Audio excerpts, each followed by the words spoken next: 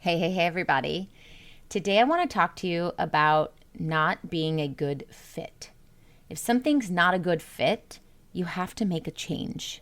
And sometimes that's really hard when we're talking about people on your team and when we're talking about your clients. But that's the nature of owning your own business. Sometimes it's not going to be a good fit. And that's what we're talking about today. So stick around. You're listening to Marketing Tips with Meliss podcast.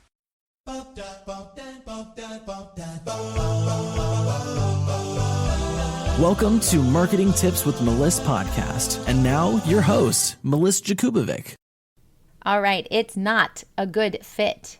How do you know? Well, let's talk about this for a minute as far as clients go. When you get on a discovery session with someone and you are talking about their issues, where they're feeling stuck or frustrated, and seeing if you have any solutions to help them achieve their goals. If you find that the conversation naturally leads to you inviting them to learn more about your package or your program, then you would naturally tell them about your program and eventually, hopefully, make a sale. A lot of times, people feel that because someone has booked a discovery session with you, it must end in a sale, or at least end in you telling them about your program. And the truth is, that is not the case. You get to handpick who you want to work with. So if you're getting a feeling on that call, like, maybe they're not the right fit, maybe they irritate me, maybe I don't feel like they're driven enough to actually show up and do the work. Maybe they believe some things that would really cause me some anxiety. Then it's not a good fit. And so do yourselves a favor and do not invite people to join your program if you already know intuitively, you get a feeling that it's not a good fit.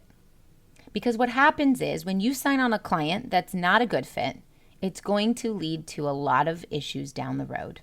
They're either going to have problems paying you, they're going to resent you for putting them in a program that's not the right fit.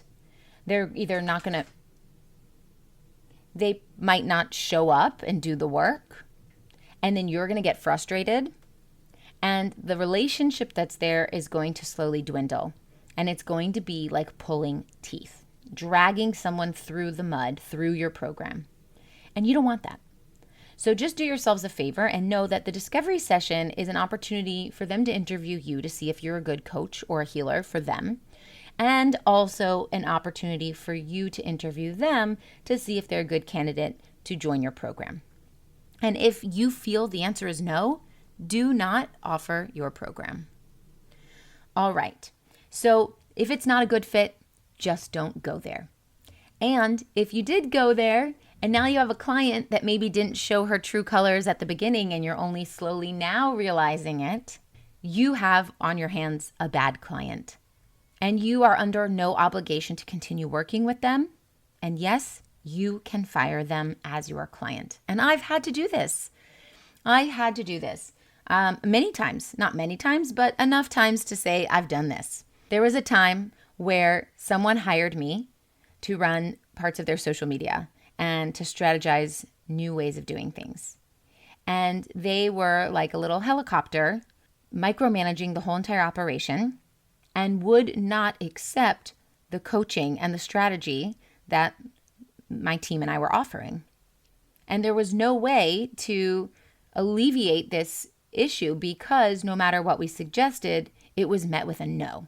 So don't hire a strategist if you don't want the strategy. Don't hire a coach if you don't want to be coached. And when you find out that you have a client who did that, it's time to get rid of them. You've got to fire them as a client because no one will get any benefit out of keeping them on. So it's okay to fire your clients. Now let's talk about not being a good fit for your team. If let's say you hired someone onto your team and you're not sure if they're a good fit, then I want you to focus on a few things. First of all, do they produce bad work? Are they reaching deadlines or are they totally off from deadlines? If you say to someone, I need something by Friday, and they don't give it to you by Friday, and they don't give it to you by Monday, Tuesday, Wednesday, they're probably not a good fit. If someone says, I'm going to do this, and you're expecting exceptional work, and you get half done work, they're probably not a good fit. Now, you are the CEO, so you are in charge of your business. You are the final decision maker, and you get to decide what happens, when, where, how, all of that. If someone on your team is trying to step in that alpha position and step on your toes, this makes you feel uncomfortable, makes you feel like you can't stand up for what you believe in. This makes you feel like you cannot be the CEO in your business because someone else is trying to run the show. If that's happening, they are not a good fit. If someone on your team is super pushy to the point where you are irritated by having to deal with them, that is a sure sign that they are not a good fit. Also, if they're doing this to other people on the team and they're just not gelling well with the team, that could really hurt your company culture. And your company culture is one of the most important things that you want to hold dear to your heart and really protect.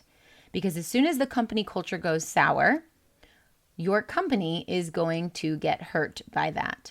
It's going to be really hard to bring up the morale of a team that is slowly dwindling. It's much easier to keep the high morale of a team and maintain that. So if you let a bad apple into your team, it's going to negatively impact everyone on the team. And then everyone's not going to enjoy working and coming to work. And eventually they're going to leave the team. So you don't want to let one bad apple in that can hurt everyone. Are you tired of trying to figure things out on your own and then finding expensive solutions online? I've got just the thing for you. Check out all my business building and mindset kits. They're jam-packed with value. Starting at just $7, they'll help you take the actionable steps you need to get your business moving in the right direction. Visit learn.abundantstrategy.com to see the ever-growing collection of kits. Happy learning! So if you have personality conflicts within your team, it means that you have a mismatched team. And if you have a mismatched team, it's time to shake things up a little bit. Maybe you have to move someone from one department to another. Maybe you have to change the pairings that you have. If, two people always work together and these other two people always work together. If there's a mismatch there, it's going to hurt everyone on that team. And you may just have to remove the one problem from the team. A long time ago, I worked in corporate. I worked in an insurance company. I only lasted 6 months. I hated it. It is not, definitely not my style of work. But I was trained by a lady who was there for several years. And she had zero patience. And she had a jealousy complex. She didn't really want to teach anyone else how to perform at her level because she felt they would exceed her and she would no longer be important. And when I got hired, I heard that I would be working under this woman, and I'm like the 5th or 6th new hire that has come in and didn't last because of her. Well, her job was to train me, and she would tell me half of the information. She would feel like she knew more than me and therefore didn't want to release any of that info. If I had questions, she was irritated. It was a hostile work environment, and it was a mismatched team. They did not want to get rid of her because she produced great work, but they could not keep a second person on because she refused to train anyone, and she was the only one that had that information. And I left. And I left because it was horrible. I hated going to work. And my whole life, I believe that if something is not making you happy, you have to change it. So if you see that the people that work for you aren't happy, it's your responsibility to change that before they say, I'm just going to change this by leaving. Now, one problem that CEOs do often is we hold on too long. We hold on longer than we should. So if there are people that you know you need to let go, but you haven't, I want you to re-examine why. Why are you still holding on to them? If you know that they should have been long gone, you're actually hurting yourself by not letting them go. And don't get too comfortable with people who demand things from you. If people are demanding things from you, it is a sign that they don't belong there. You don't have to accept that. If somebody demands something from me, they probably won't last on my team much longer. You can ask things of me. You could have conversations with me and communicate with me. But if you're demanding things from me, you've overstepped. And it doesn't work. Another way you know that it's not a good fit is if you feel uncomfortable saying anything. You, as the CEO, feel uncomfortable saying anything, or it makes you feel out of place. You're the head of your business. Don't let anybody on your team or any clients make you feel out of place. If that's going on, then you know it's not a good fit. Now, you could look at these signs. You can pick up some signs, before it gets to this point. If you see that people are bored or they're disengaged, or you get a feeling that, they're not enjoying their work, you could let them go, but you could also bring that to their attention and find out. Because if you bring your intuitiveness to running your business and you are aware of what other people are feeling, it's actually refreshing. It's like, oh, you see me, you hear me, you understand that I have an issue, you picked up on it, let's talk through it, and you can actually fix the issue. If you've given people on your team a list of things that they need to do, tasks and skills, and you see that time and time again they're coming up short, even with the feedback, like be patient, give them feedback, but if they're constantly screwing it up, it's just not a good fit. And if someone just flat out tells you, I'm not happy, this isn't working for me, that's your opportunity to have a conversation with them to see if maybe they'd be better in a different role within your team, or if it's just time to part ways.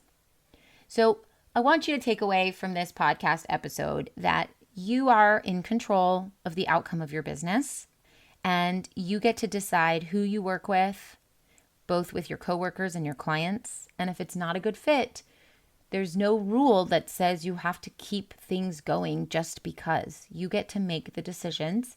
And I want you to focus on yourself here and make the decisions that work for your best interest. Makes your company stronger, makes you feel more confident, and puts you and your needs at the top. Because you are the CEO at the end of the day, and you get to decide how you show up to work. And you want to feel happy. That's why you chose your own business. So I hope this helps, and I'll talk to you soon.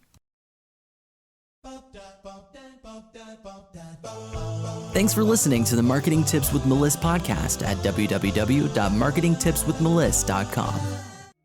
Oh, wait, before you go, I've got a special invitation for you, so listen up.